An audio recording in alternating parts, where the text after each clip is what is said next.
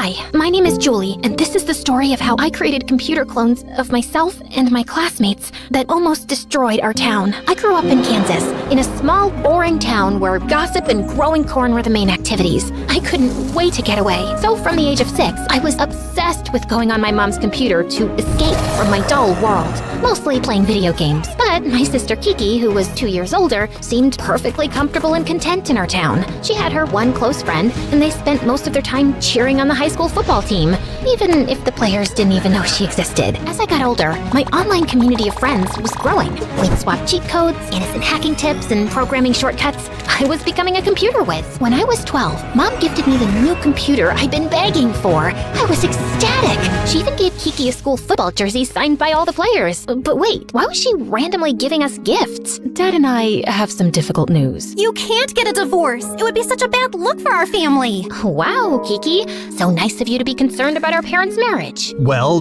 good news, that's not the news. The thing is, we have to move to the city for my job. But I'll be making more money, yay! That's why we got you those generous gifts. Are you kidding me? You're bribing us so we won't be livid that you're completely changing our lives without our consent? Kiki was fuming, but I was silently beaming with joy. I was so ready to get out of here. 2 months later, Kiki was still giving my parents the silent treatment, and I was finally going to meet some of my online gaming friends in person. Some of them went to my new school. One girl, Grace, invited me to meet her and her friends at a coffee shop downtown. I was so nervous. I hadn't exactly honed my social skills. Oh my goodness, Julie? Is that really you? It is such an honor to meet you in person. You're like a computer goddess. I feel like I'm meeting a celebrity. Suddenly, all my nerves disappeared. I felt like I was finally where I was supposed to be. Grace was a poet and a painter, and all of her friends were so interesting and creative. So, I assumed they would all be outcasts. But on my first day of school, I realized I was dead wrong. They were the popular kids. Edgy, sociable, interesting. They were the center of attention. And suddenly, people were curious about me. Girl, where did you get that sheepskin jacket? It's so lit. Oh, my sister Kiki actually sheared that sheep herself. That's amazing. Where is she? Good question. I scanned the cafeteria to find Kiki sitting all by herself at the lunch table. It hadn't even occurred to me. I was thriving while Kiki was silently suffering. Before I could get to her, Kiki stood up and disappeared out of the cafeteria. At home, I could hear her sobbing quietly through the bedroom wall. The next morning, my parents were waiting for me at the breakfast table. Julie, we see Kiki is having a hard time here, and we want you to spend more time with her. She can't just be hanging out with us all the time, no matter how cool we are. You were never worried about me in our last town. Because you've always been able to fend for yourself.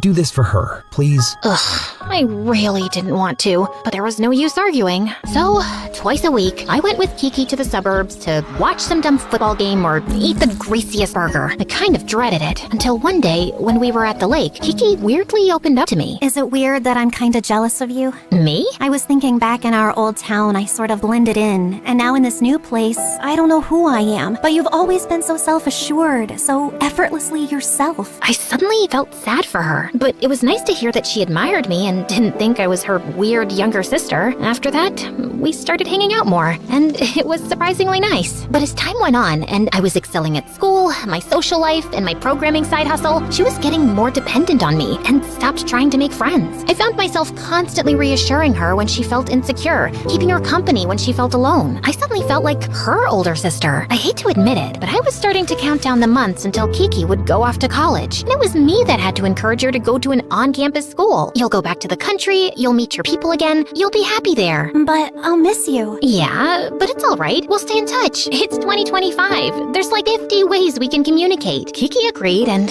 finally, 3 months later, I was free of her. I could fully focus on my programming skills, my new friendships, and then Michael. He was sitting next to me at the computer lab at school, massive headphones on, practically dancing in his chair. I snuck a peek at his computer, curious.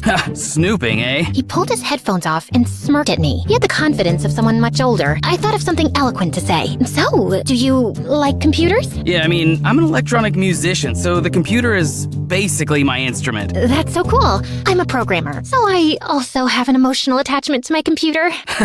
Okay, I didn't say that. Michael and I chatted, and we had so much in common. We'd meet in the computer lab every day, and soon we started hanging out after school. I was smitten. The only problem was Kiki. Every time Michael and I would hang out, I would get a barrage of texts from Kiki begging me to call her or save her from some awkward situation. Sometimes I ignored her, but I could tell Michael was getting weird about it. That Kiki texting you again? Or some mystery suitor?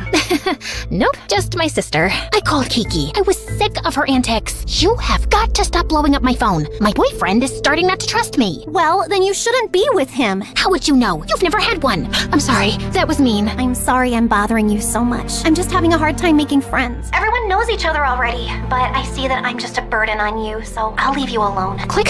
She hung up. I felt really bad. She needed me, and I wanted to be there for her, but it was just so energy draining. If only... How is your sister doing? Terrible! But then I had a crazy idea. I would make a bot version of myself to keep chatting with Kiki. An even better version. All I had to do was build a program, enter my browsing data, chats, photos, everything and anything about me, plus a couple of keywords I wanted my avatar to embody. I didn't tell anyone what I was working on, especially Michael. But a week later, it was done. I watched as my bot sent its first message to Kiki. Hey, normal, lonely sister. Sorry for the silence, no text. You got this, girl boss. Okay, whoa. The bot was not ready. I texted Kiki to do damage control. Oh my gosh, so sorry. That was a voice message my phone misinterpreted. What I meant to say was, hey, it's normal to be lonely, sis. And I'm sorry for the text silence. You're a great girl because you've got so much to offer. Ugh, I was honestly just making it worse. Now I sounded like a robot. So I reprogrammed the AI until it came up with something useful. If you want those girls to like you, just ask a lot of questions and build off what they're saying. You can even send me a text during the party if you're feeling weird. Ta-da! This was the AI Julie I was looking for. Patient, kind, and supportive. A version of me I didn't have time to become right now. And finally, I heard back from Kiki. That's actually great advice. Thanks for being there for me. Seriously. I was totally pulling this off. Now, I had plenty of time for my social life and for Michael. But it seemed the more available I was, the more unavailable he was. Hey, babe, do you want to maybe get off your computer and come eat the pizza I ordered for us with all of your favorite toppings? I just lost it. Can you please not interrupt me when I'm working? You know I gotta prep for my gig next week. Okay, it's just that you were asking me to make time for you, and now that I have, but Michael already had his headphones back on. I texted Grace that I was annoyed with Michael, and the next day, things just got way worse. A car alarm has more rhythm than my music? Nice. What are you talking about? That's what you said about my music, for everyone to see. He showed me my most recent Instagram post. I did indeed write that with Michael's song playing in the post. I was mortified. Oh my god, Michael, it wasn't me. Oh, so what? Someone just hacked into your phone and posted that? You're the only person I sent that song to. And then it occurred to me, I was the only one with this song. Well, me and my AI. And that's when I realized she must have gone rogue. I'm so sorry, but I can explain. I sort of created a program that created an AI replica of me to keep communicating with my sister so I could devote all of my attention to you. And my bot must have known I was mad at you and tried to get vengeance. I swear it wasn't me. I don't believe you. Show me. I needed Michael to forgive me, so I did. Honestly, I'm kinda impressed, but you need to go online right now and tell everyone it's a joke and fix it so it doesn't happen again. Done! And I hate to ask, but I need to get into this music school. Do you think you'd be able to create an AI version of me just to write my college admissions essay? I mean, I didn't want my tech to get abused, but I didn't want to lose Michael. Okay, but just this once. I just need you to gather all of your data. Texts, music playlists, anything that represents the best version of you. Then I'll add some additional aspirational keywords, like independent thinker, generous. I am generous. I smiled politely, then got to work making Michael his bot. It was much easier this time around, but it just needed a few adjustments until it became the smart, studious version of Michael. When I showed him, he was ecstatic. Julie, you're a genius. Thank you. He kissed me sweetly. I hadn't gotten a kiss from him in weeks. I was beaming, but our kiss was interrupted by my friend Grace. Julie, I know about your bot. Michael told me. What? I didn't. Grace showed me the text from Michael, saying if she needed help getting a job, she should ask Julie to make her an AI avatar. Then it went on to tell her all about my tech and how I used it to reconnect with my sister. Michael, why would you tell her that? I didn't. It must have been my bot. I did program Michael's bot to be generous and helpful, but I guess it took that too literally when he was chatting with Grace. Ugh, these bots are developing a mind of their own. Grace, I can't help you. Oh, no worries. I'll just message Kiki right now and tell her what you've been up to. Wait, fine. What do you need help with? Ugh, I need a job so I can prove to these Ivy League schools that I have a good work ethic, but no one will hire me. I'm like, are they just threatened by how much money my family has? I couldn't have Kiki knowing. It would ruin everything we built. Fine. I'll make a version of you that is so good at applying to jobs. But after you get a job, you have to delete it. Deal. She gave me a hard drive with all the data that made up Grace. I uploaded it to the program and, ta-da, a bot was born. We gave it the task of applying to jobs and I monitored it closely. I had to be very careful with the data I put in. And after that, no more bots. The next day after English class, my teacher called me over. Had she found out my secret? We need to talk about the email you sent me. I had no clue what she was talking about. Then she showed me an email that read, "I'm sorry you felt my English paper was only B-worthy. The truth is, I don't need to be here. I'm smarter than all of this, and I don't care about English anyway. Also, you look tired." Oh no, my AI had gone rogue again. I thought I fixed it. It must have run with the word headstrong. I came clean to her. It wasn't me. It was a rogue robot version of me. I know you're an English teacher, so it might be difficult to understand, but I spent about an hour explaining this to her and showing her. She seemed disappointed, but also a little intrigued. I could suspend you for this, or I could ask for a favor. You're right. I do look tired. I am tired. Can you make me a bot that can grade papers for me? Please. Then this stays between us. Promise. I didn't have a choice, so I agreed. When I was done, I was so ready to delete my tech once and for all and come clean to Kiki until... Guess who's the new face of the post office? Yep, I'm gonna be a mail clerk. You helped me so much. Julie, my essay was amazing. Thank you, babe. Who's ready to talk about indefinite articles? I definitely am. Everyone seemed so happy, like my AI was actually helping. Now that I had the bugs figured out, I checked in with my bot and Kiki and I were really getting along, so I let it exist. Michael was a little distant leading up to the night of the show, but I figured he was just stressed. When the night of the show arrived, the place was packed. I was so proud of him. After his set, I went backstage to congratulate him when Grace came running up to me, fuming. Guess who was just fired from the post office? Yep, my bot was too good at applying to jobs. Her cover letter was so incredible that I couldn't live up to the expectations she set. That's a you problem. Baby, what's wrong? Suddenly, Michael put a loving hand on Grace's shoulder. When she stepped aside, he seemed shocked to find me standing there. Oh my god, Julie? You said you weren't coming. What? I never said that. You texted me. I checked. My bot had said that to Michael. Okay, but that's not an excuse to cheat on me. You said you were sick of my behavior and wanted to take a break. Ugh, I did seem to say that too. I didn't mean that.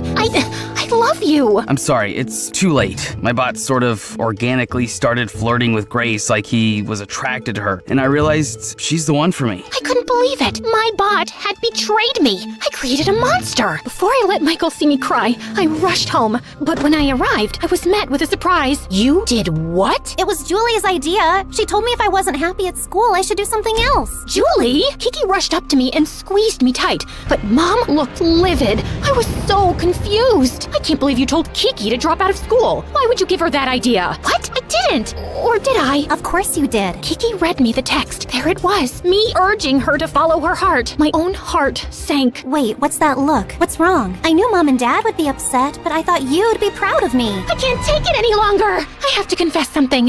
It wasn't me that told you to drop out. I mean, it was a version of me. I sort of created an AI clone of myself so I could chat with you while I was busy with my friends and Michael. I wanted to be there for you. Whoa, seriously? You spent all your energy building a whole new software just so you didn't have to spend your energy actually talking to me?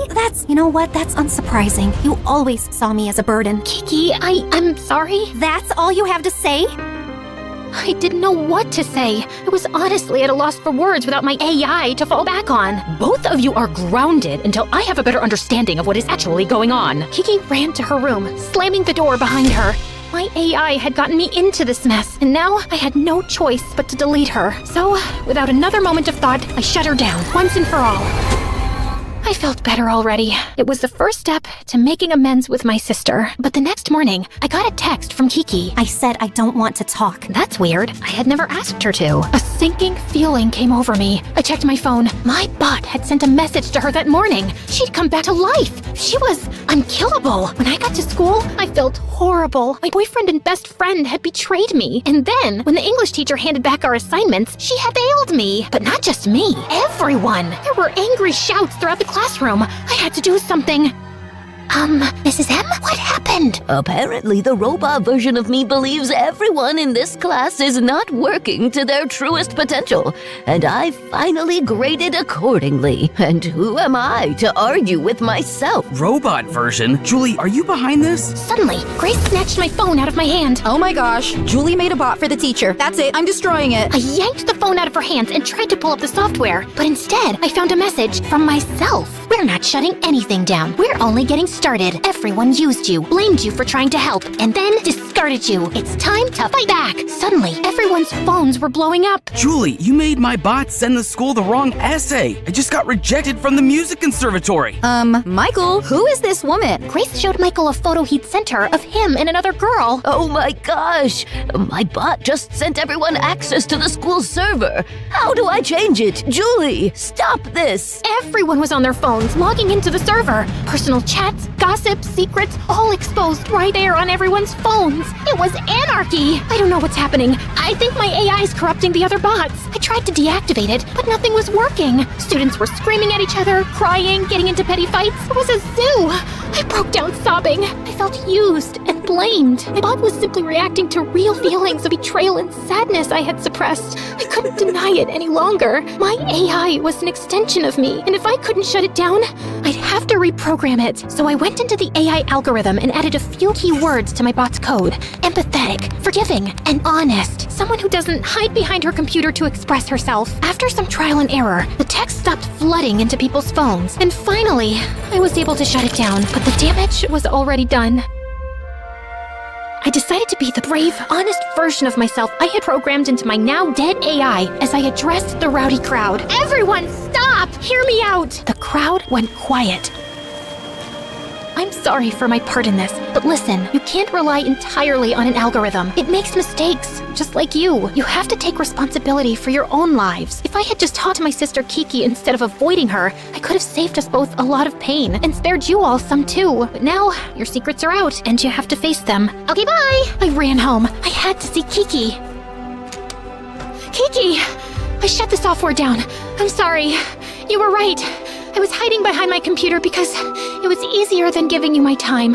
You're my best friend. You've always been there for me, and I need you now more than ever. I love you, sis. Tears were welling in Kiki's eyes. And you didn't get a bot to write that for you? Nope, that's from the human heart. Well, you might have been hiding behind a computer, but I was hiding, period. I didn't drop out because you told me to. It's because I was scared. So was I. I didn't want to say the wrong thing to you and lose you. Kiki hugged me. Now tell me, does this outfit work for my job interview tomorrow? I was sweating, but I had to be honest. Not really. But don't worry, I'm gonna build an app that will help curate the perfect wardrobe ensemble. No.